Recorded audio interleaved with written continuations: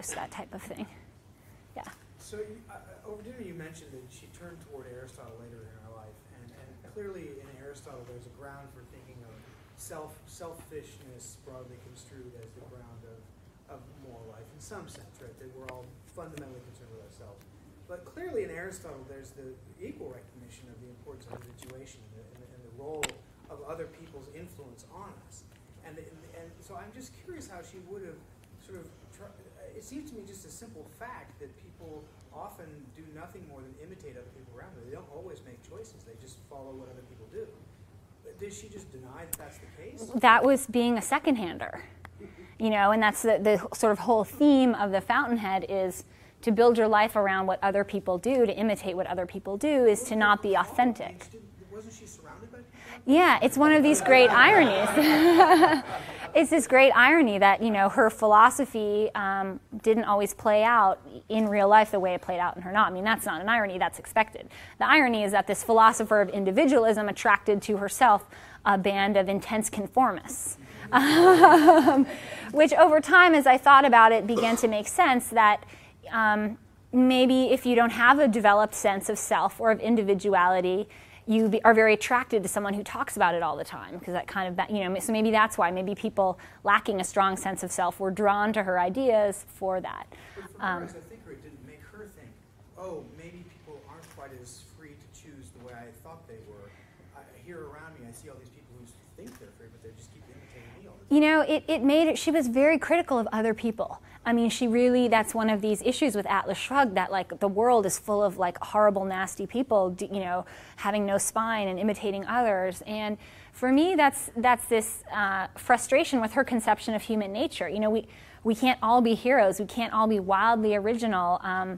And it was inspiring to many people that she proposed everyone could be a Howard Work, everyone could be a genius architect, but I just tend to see human nature differently than her, that we are very social creatures, we're very imitative. To be totally original is to be a little bit insane, right? So that's kind of where I come out. Yeah, sir. In regards to that, though, she believed in the benevolence of man.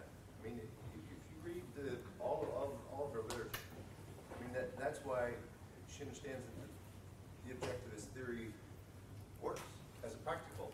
But if man wasn't benevolent, it wouldn't be practical to have a laissez-faire capitalist system.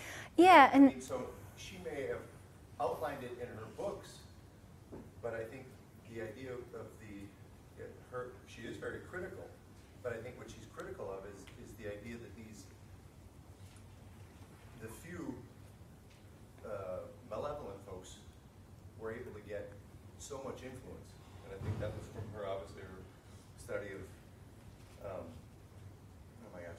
the philosopher who, she basically condemns to all, misery in life.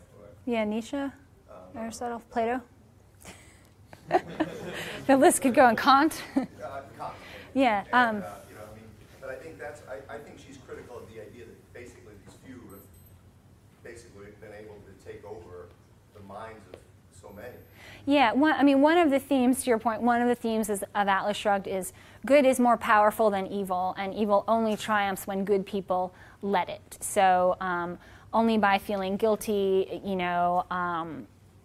are people able to sort of play on your sympathies and erect this tyrannical system, which you somehow think is good because you're letting them win. But in terms of the benevolence question, she didn't. I don't think she grappled too much with how people can get.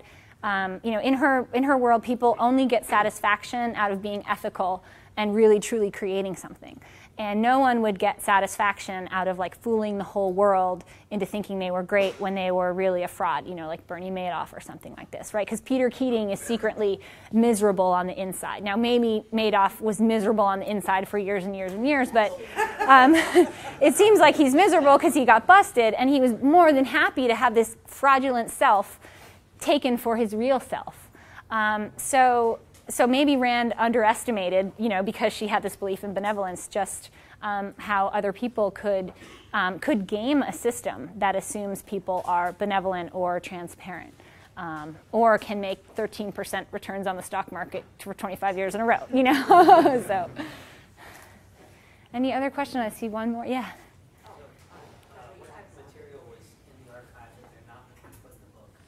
Oh, what type of materials?